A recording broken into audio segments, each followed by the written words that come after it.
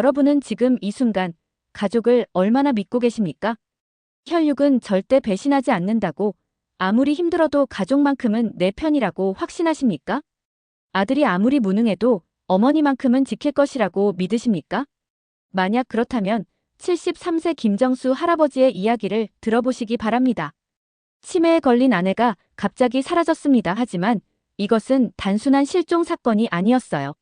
CCTV에 포착된 충격적인 진실은 한 가정을 완전히 파괴시켰고 한 노인을 복수의 화신으로 만들어버렸습니다. 며느리는 왜 새벽에도 깨어 있었을까요? 왜 시어머니 실종 소식에 전혀 놀라지 않았을까요? 이 이야기는 단순한 가정 갈등이 아닙니다. 돈과 허영에 눈이 먼 며느리가 저지른 상상할 수 없는 폐륜, 그리고 그에 대한 노인의 처절하고 완벽한 복수극입니다. SNS 인플루언서로 살던 화려한 며느리의 마지막 모습을 확인해 보시기 바랄게요. 여기서 잠깐 보시기 전에 여러분의 구독과 좋아요는 계속해서 좋은 영상을 만드는데 큰 힘이 됩니다. 행복한 일만 가득하시길 바라며 시작합니다. 안녕하세요. 저는 김정수, 올해 73세의 평범한 노인입니다. 아니, 평범했었습니다. 지금부터 들려드릴 이야기를 듣고 나시면 여러분의 인생관이 바뀔 수도 있어요. 특히 가족을 믿고 있는 분들이라면 말이죠. 제가 겪은 일은 드라마나 영화에서나 나올 법한 끔찍한 이야기입니다. 하지만 이 모든 것이 현실에서 일어난 일이에요. 바로 제게 말입니다. 그날 2024년 1월 15일 새벽 5시 30분. 30년이 넘도록 매일 같은 시간에 눈을 뜨는 저에게는 평범한 아침이었습니다.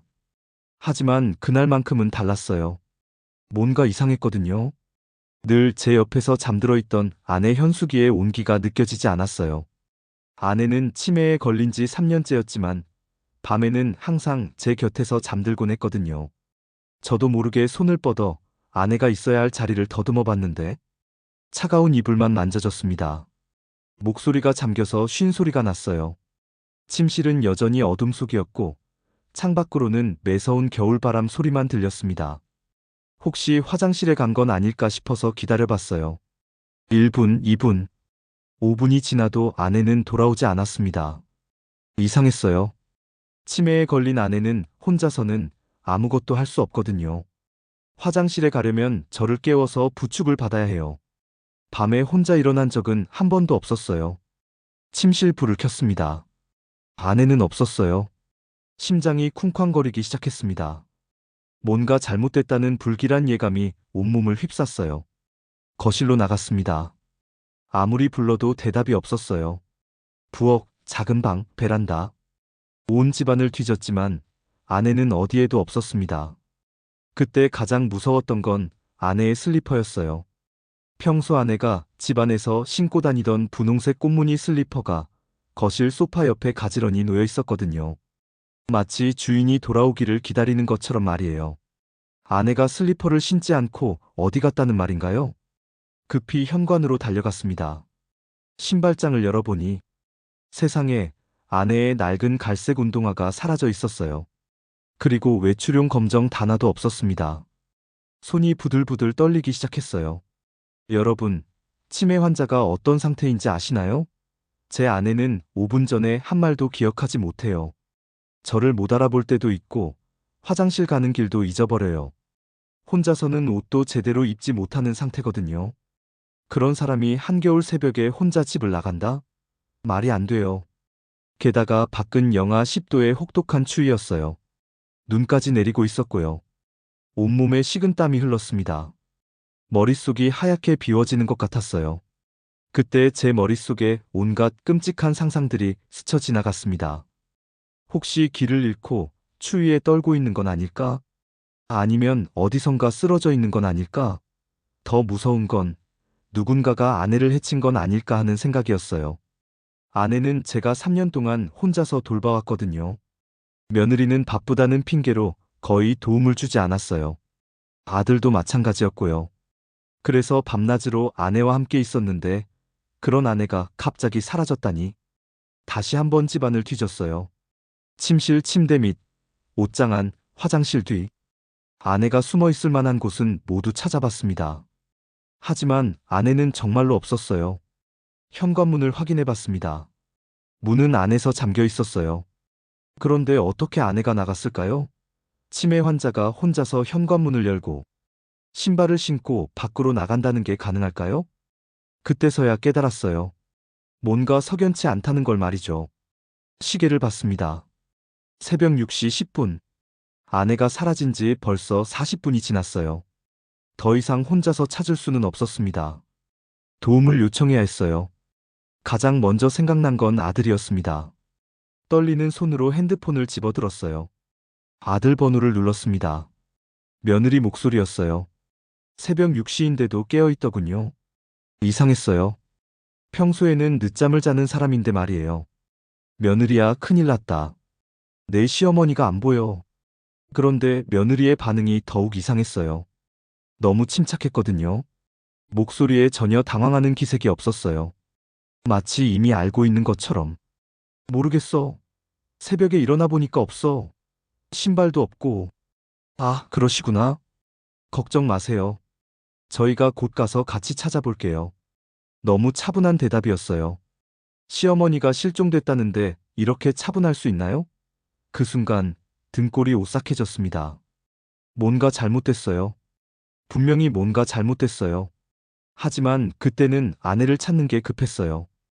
의심은 나중에 하기로 했습니다. 빨리 와줘. 나 혼자서는 어떻게 할 수가 없어. 전화를 끊었습니다. 그런데 30분이 지나도 1시간이 지나도 아들과 며느리는 오지 않았어요. 뭔가 확실히 이상했습니다. 시어머니가 실종됐다는데 이렇게 늦을 수 있나요?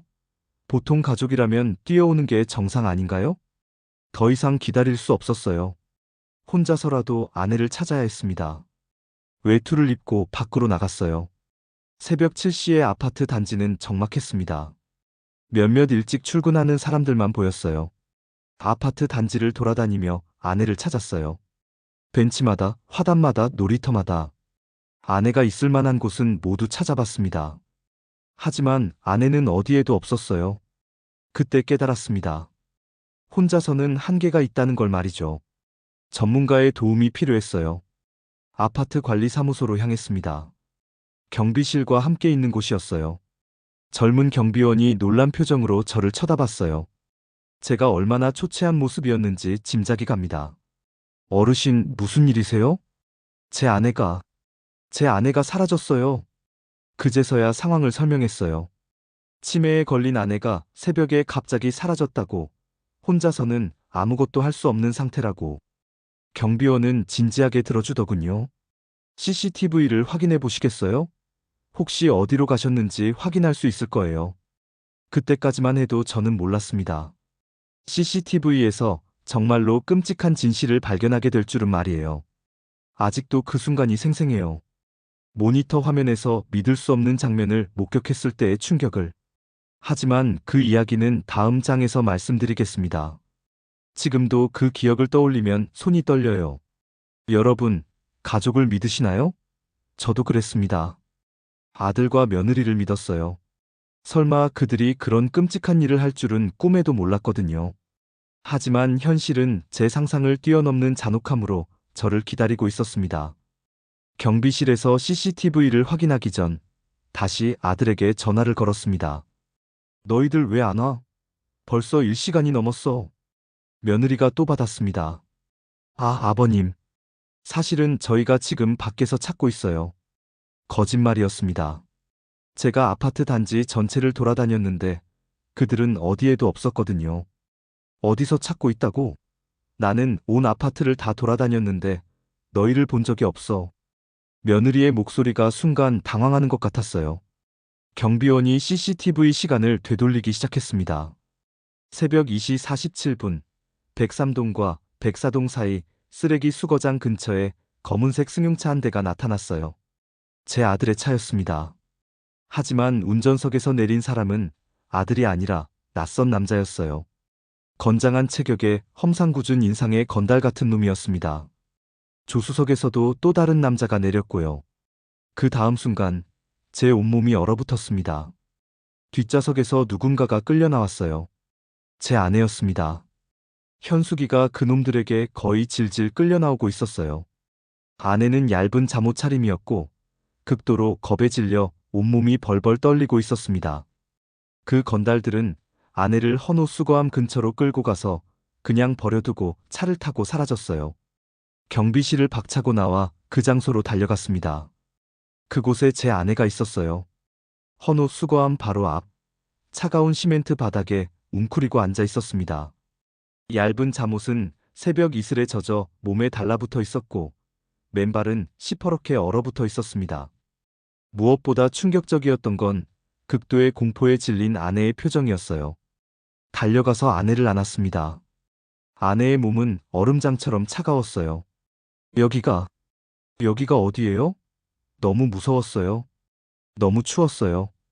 괜찮아, 괜찮아. 이제 집에 가자. 하지만 아내가 다음에 한 말이 저를 완전히 충격에 빠뜨렸어요. 저 나쁜 사람들이 나를 여기다 버리고 갔어요. 무서운 사람들이었어요. 집으로 돌아와 아내를 따뜻하게 씻기고 옷을 갈아입힌 후 저는 이 모든 상황을 정리해 봤습니다. 아들의 차에 낯선 건달들이 타고 있었고 그들이 제 아내를 헌호 수거함 앞에 버렸습니다. 며느리는 전화해서 계속 거짓말을 했고요. 이 모든 게 우연의 일치일 리 없었습니다. 누군가가 의도적으로 제 아내를 그곳에 버린 거였어요. 제 머릿속에 떠오르는 사람은 하나뿐이었습니다. 며느리. 그때 현관에서 벨소리가 났어요. 드디어 아들과 며느리가 온 모양이었습니다. 문을 열어주니 아들이 어머니는 찾았냐고 물었어요. 진짜로 걱정하는 표정이었습니다. 하지만 며느리는 달랐어요. 제 눈을 똑바로 보지 못하고 있었거든요. 그래, 찾았다. 그런데 너희들 늦은 이유가 뭐야? 며느리의 얼굴이 순간 굳어지는 걸 봤어요. 아버님, 저희가 조금 멀리까지 가서 찾아봤거든요. 또 거짓말이었어요. 그때 저는 결심했습니다. 이 모든 진실을 밝혀내겠다고. 제 아내에게 이런 끔찍한 일을 저지른 놈들에게 반드시 대가를 치르게 하겠다고. 다음 날 저는 본격적으로 증거를 수집하기 시작했습니다. 먼저 경비실에서 CCTV 영상 사본을 확보했고 아내의 상태를 기록으로 남겼습니다. 아내는 그날 이후로 계속해서 악몽에 시달렸어요. 밤중에 깨어나서는 무서운 사람들이 온다며 떨곤 했습니다. 치매 증상도 더욱 심해졌고요. 며느리의 뒤를 쫓기 시작했습니다. 그녀의 일상을 관찰해 보니 평소와 다를 게 없어 보였어요. 마치 아무 일도 없었다는 듯이 말입니다. 하지만 저는 포기하지 않았습니다. 반드시 증거를 찾아내서 며느리의 만행을 세상에 알리겠다고 다짐했거든요. 저는 조용히, 그러나 뜨겁게 타오르는 복수심 속에서 굳게 주먹을 움켜쥐었습니다. 며느리와 이 모든 만행을 방조했을 아들. 그들에게 반드시 몇백 배로 더욱 처절하게 되갚아주겠다고 맹세했습니다. 아내의 간절한 어깨가 가늘게 떨리는 것을 보며 저는 차마 소리내어 울 수도 없었습니다. 분노가 머리끝까지 치밀어 올랐지만 동시에 서늘한 이성이 한편에서 고개를 들었어요. 지금 필요한 것은 감정적인 폭발이 아니라 철저한 계획과 빈틈없는 실행이었습니다. 이제부터 시작이었습니다. 이것은 제 남은 인생 전부를 걸고 싸워야 하는 처절한 복수의 전쟁이 될 것이라고 다짐했어요. 저는 아들 집으로 향했습니다.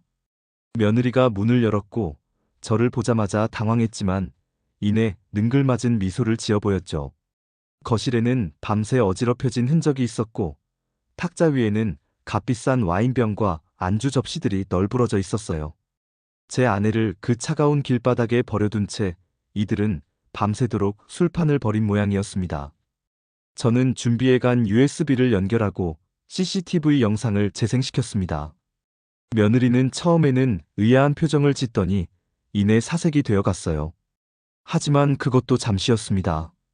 그녀는 되려 제게 언성을 높이기 시작했어요. 제가 어떻게 했어야 하는데요? 치매 걸린 노인네 뒤치다꺼리 하는 게 쉬운 일인 줄 아세요? 그녀의 후안무치한 태도에 저는 할 말을 잃었습니다. 그때 아들이 나왔고 저는 모든 상황을 설명했습니다. 아들은 처음에는 믿을 수 없다는 듯 하더니 이내 충격에 휩싸여 얼굴이 창백해졌어요. 여보, 정말 엄마를 그렇게 한 거야? 하지만 며느리는 조금도 위축되지 않고 오히려 남편에게까지 악을 쓰기 시작했습니다. 그래, 내가 그랬다. 이 모든 게 다 당신 때문이야. 더 이상 그 집에 머무를 이유가 없다고 판단한 저는 차갑게 한마디를 내뱉고 돌아섰습니다. 이 일 절대로 그냥 넘어가지 않을 것이다. 그날부터 저는 변호사를 알아보는 동시에 며느리의 만행을 입증할 모든 증거를 체계적으로 수집하기 시작했습니다. 지인의 소개로 인권 문제에 정통한 박 변호사를 선임했어요. 그는 제 이야기를 듣고 깊은 공감과 함께 도움을 주겠다고 했습니다. 또한 제가 담임을 맡았던 제자 최민수에게 연락했어요.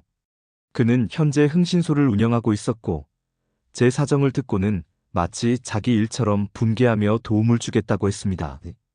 며칠 후 최민수가 가져온 보고서는 상상을 초월하는 내용이었어요. 며느리는 겉으로는 화려한 생활을 과시하고 있었지만 심각한 카드빚과 사채까지 있었고 주변 평판도 최악이었습니다. 특히 SNS에 중독되어 매일 허황된 일상을 전시하고 있었고 최근에는 비밀 투자 정보로 사람들을 속이려 한다는 정보까지 얻었어요. 저는 희미한 미소를 지었습니다. 허영과 탐욕, 그리고 어리석음. 이것들이 바로 며느리를 올가미에 가둘 가장 강력한 밧줄이 될 것이라는 확신이 들었기 때문입니다. 저는 최민수와 함께 며느리를 올가미에 빠뜨릴 정교한 덫을 설계했습니다. 며느리가 갈망하는 쉽고 빠른 대박 투자라는 환상을 이용하기로 했죠. 최민수는 연기자, 지망생들을 섭외하여 성공한 젊은 투자 사업가처럼 꾸몄어요. 그리고 며느리가 자주 출입하는 청담동의 고급 장소들에 우연을 가장하여 이들을 투입시켰습니다. 이들은 마치 자기들끼리 비밀스러운 대화를 나누는 척하며 비공개 투자 조합 이야기를 며느리의 귀에 흘려넣었어요. 예상했던 대로 허영심 많고 귀가 얇은 며느리는 이미끼를 덥석 물었습니다.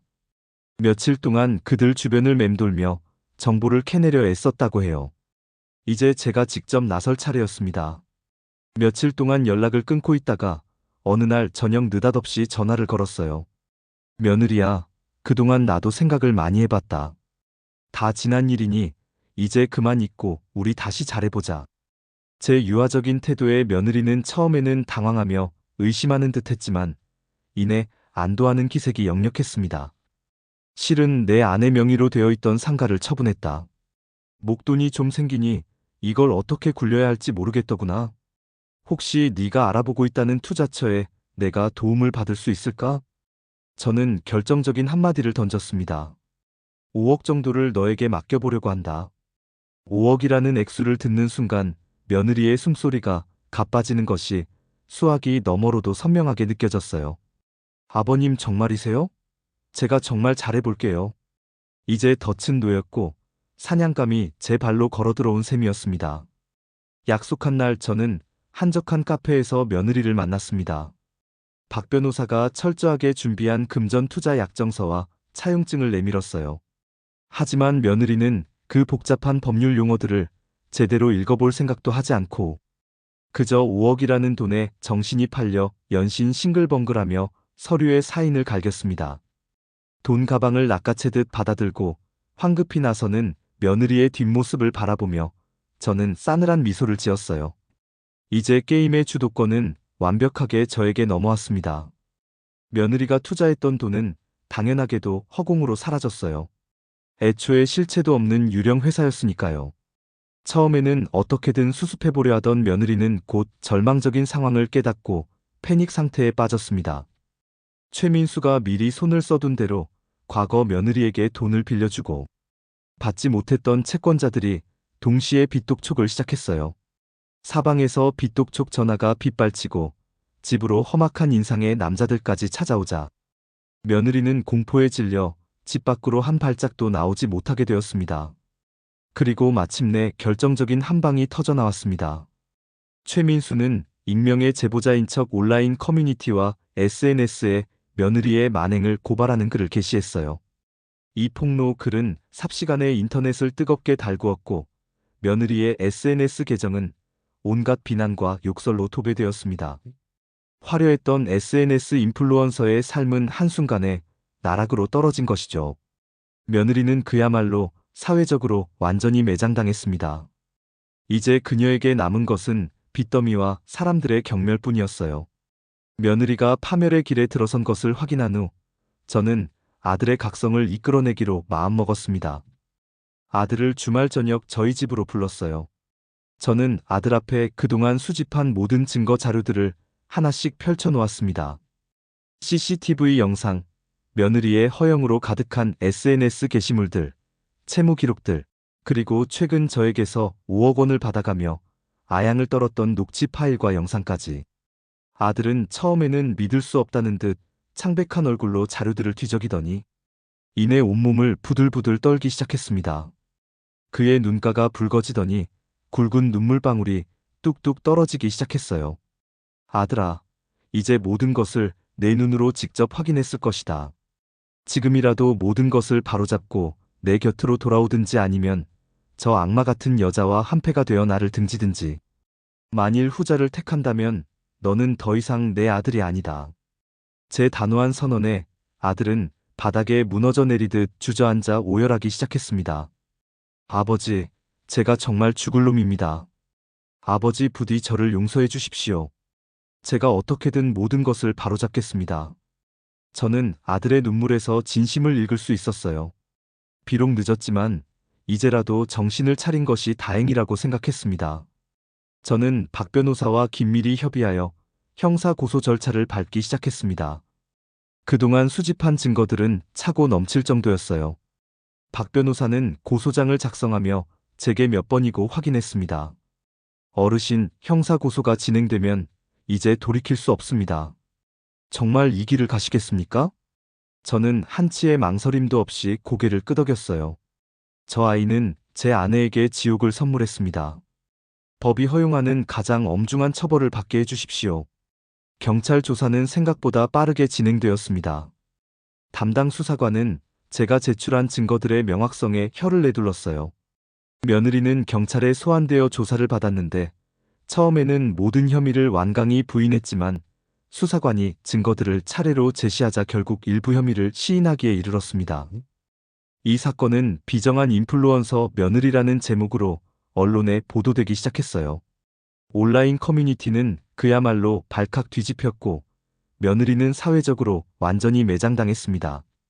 며느리의 친정 부모가 저희 집을 찾아와 대문 앞에서 무릎을 꿇고 사죄했지만 저는 차갑게 외면했습니다. 대체 따님이 저지른 짓은 용서받을 수 있는 성질의 것이 아닙니다. 돌아가십시오. 드디어 선고 공판일이 되었습니다. 재판장이 판결문을 읽어내려가기 시작했어요. 피고인의 죄질이 결코 가볍지 아니하고 피해자가 겪었을 고통이 극심하였을 것으로 보이는 바 엄중한 처벌이 불가피하다. 피고인에게 징역 1년 6개월을 선고하고 법정 구속한다. 판결이 내려지는 순간 며느리는 마치 온 세상이 무너져 내린 듯한 표정으로 주저앉았습니다. 그리고 마치 미친 사람처럼 날카로운 비명을 지르며 울부짖기 시작했어요. 아니에요. 감옥만은 안 돼요. 살려주세요. 결국 그녀는 경위들에게 힘없이 끌려 법정 밖으로 사라졌습니다. 저는 이것이 바로 인과응보라는 것을 다시 한번 깨달았어요. 며느리에 대한 법의 심판이 내려진 후 저희 가족에게는 길고 길었던 악몽이 끝났다는 안도감과 함께 깊은 상처를 치유해야 하는 과제가 남겨졌습니다.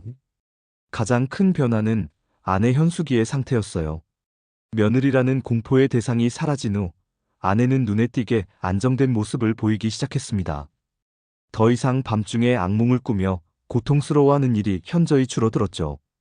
햇살 좋은 오후에는 제가 휠체어를 밀어 공원을 산책시키곤 했는데 그럴 때면 아내는 마치 세상 모든 근심을 잊은 어린아이처럼 해맑게 웃곤 했습니다. 아들 역시 완전히 다른 사람으로 거듭나고 있었어요. 이혼 절차가 마무리된 후 아들은 회사를 휴직하고 본격적으로 어머니 간병에 매달리기 시작했습니다. 처음에는 모든 것이 서툴었지만 시간이 지날수록 아들은 진심으로 어머니를 돌보는 법을 배워나갔어요. 저는 그런 아들의 헌신적인 모습을 지켜보며 마음속 깊이 단단하게 응어리져 있던 원망을 조금씩 내려놓을 수 있었습니다. 아들은 종종 제 앞에 와서 고개를 숙이곤 했어요. 아버지, 제가 너무나 어리석었습니다. 부디 이 못난 아들을 용서해 주십시오. 저는 그런 아들의 등을 말없이 두드리며 말해주었습니다. 이제라도 네 어미의 소중함을 알고 곁을 지켜주니 그것만으로도 고맙다. 한때 어색했던 부자 간의 관계도 어머니를 함께 돌보는 과정을 통해 눈에 띄게 회복되어 갔습니다. 우리는 함께 웃고 함께 걱정하며 조금씩 깨어졌던 가족의 따뜻한 모습을 되찾아가고 있었어요. 저 또한 이 처절했던 복수국이라는 무겁고 어두운 마음의 짐을 내려놓고 점차 평범한 일상으로 돌아가기 위해 노력했습니다. 아침 일찍 일어나 아내와 아들의 식사를 준비하고 낮에는 아내와 함께 따스한 햇볕을 쬐며 시간을 보냈죠. 저녁에는 퇴근한 아들과 함께 식탁에 둘러앉아 그날 있었던 소소한 이야기들을 나누며 하루를 마무리하는 평범하지만 소중한 일상이었습니다. 물론 며느리라는 이름이 제 기억에서 완전히 지워진 것은 아니었어요. 가끔씩 교도소에서의 생활을 전해 듣기도 했습니다. 좁은 감방에서 다른 수감자들과의 관계도 원만치 못하고 매일 밤 자신의 죄를 후회하며 눈물로 지샌다는 이야기였죠. 하지만 저는 더 이상 그녀의 소식에 크게 귀 기울이지 않았습니다. 그녀는 이제 저와 제 가족과는 아무런 상관이 없는 사람이었고, 그녀가 어떤 삶을 살든 그것은 오롯이 그녀 스스로 감당해야 할 몫이었으니까요. 다만 아주 희미하게나마 그녀가 자신의 죄를 깊이 반성하고 언젠가 출소했을 때는 과거와는 다른 새로운 사람으로 거듭나기를 바라는 마음도 없지는 않았습니다. 제 마음속 깊은 곳에 뜨겁게 타오르던 복수심이라는 거대한 불길은 이제 서서히 사그라들고 그 자리에는 모든 것이 제자리로 돌아왔다는 잔잔한 안도감이 채워지고 있었습니다. 가끔씩 제자나 변호사를 통해 며느리의 근황을 간간히 전해 듣기도 했지만 이제는 그 소식들이 제 마음에 큰 파문을 일으키지는 못했어요. 며느리는 차가운 교도소 담벼락 안에서 자신의 어리석었던 지난날을 뒤늦게나마 곱씹으며 힘겨운 죄값을 치르고 있다는 소식이 전부였습니다. 한때 화려한 거짓과 허영으로 가득 찼던 SNS 속의 그녀는 이제 그 어디에도 존재하지 않았고 세상 사람들의 기억 속에서는 이미 희미한 존재가 되어 빠르게 잊혀가고 있었죠. 이 길고 험난했던 과정을 모두 겪고 난 후 저는 인간의 삶과 그 안에 담긴 도리, 우리가 갈망하는 정의라는 것에 대해 깊이 생각해보는 시간을 갖게 되었습니다. 한때 선량했던 한 인간이 어떻게 끝없는 탐욕과 이기심에 눈이 멀어 악마 같은 존재로 변해갈 수 있는지, 그리고 한순간에 그릇된 선택이 한 개인의 삶은 물론 그 주변 사람들까지 얼마나 깊은 불행의 구렁텅이로 몰아넣을 수 있는지를 뼈저리게 목격했으니까요. 반면 제 아들은 이 모든 혹독한 시련의 과정을 통해 과거에 어리석고 나약했던 자신을 깨닫고 한층 더 성숙하고 책임감 있는 인간으로 성장하는 모습을 보여주었습니다. 저는 그런 아들의 변화된 모습에서 작은 희망의 불씨와 깊은 위안을 발견하곤 합니다. 인간은 누구나 크고 작은 실수를 저지를 수 있지만 그 실수를 진심으로 인정하고 뉘우치며 바로잡으려는 노력이야말로 진정한 용기이자 인간다움이라는 것을 제 아들이 몸소 보여주고 있었기 때문이죠. 이 모든 고통스러웠던 경험은 제 남은 인생을 살아가는 동안 결코 잊지 못할 소중하고 값진 교훈으로 제 가슴속 깊이 남을 것입니다. 정의라는 것은 때로는 아주 더디고 고통스러운 과정을 통해야만 비로소 실현되지만 결국에는 반드시 그 준엄한 모습을 드러내어 모든 것을 제자리로 돌려놓는다는 진리를 다시 한번 제 삶 속에 깊이 새기게 되었습니다. 이제 저의 하루는 온전히 사랑하는 아내 현숙이를 정성껏 돌보고 듬직한 아들과 소소하지만 값진 행복을 나누는 시간들로 가득 채워지고 있습니다. 아침 햇살이 따스하게 창문으로 스며들면 저는 아내의 주름진 손을 잡고 부드럽게 아침 인사를 건넵니다. 아내는 여전히 많은 것을 기억하지 못하고 때로는 저를 알아보지 못할 때도 있지만 제 따뜻한 손길에 아주 희미하게나마 평온한 미소를 지으며 저를 바라보곤 하죠. 바로 그 순간 저는 이 세상 그 무엇과도 바꿀 수 없는 깊고 충만한 평화와 사랑을 느낍니다. 낮에는 아내와 함께 햇볕이 잘 드는 거실에 앉아 옛 앨범을 뒤적이거나 그녀가 젊은 시절 즐겨 불렀던 옛 노래를 함께 나지막이 흥얼거리기도 해요. 때로는 아내가 아주 잠깐씩 마치 안개가 걷히듯 옛 기억을 떠올리며 제게 말을 걸어올 때도 있는데 그럴 때면 저는 마치 기적을 바로 눈앞에서 경험하는 듯한 벅찬 감격에 휩싸이곤 합니다. 며느리라는 악연으로 인해 한동안 잃어버렸던 이렇듯 평범하고 따뜻한 가족의 저녁 풍경이 지금의 제게는 얼마나 소중하고 감사한 일인지 모릅니다.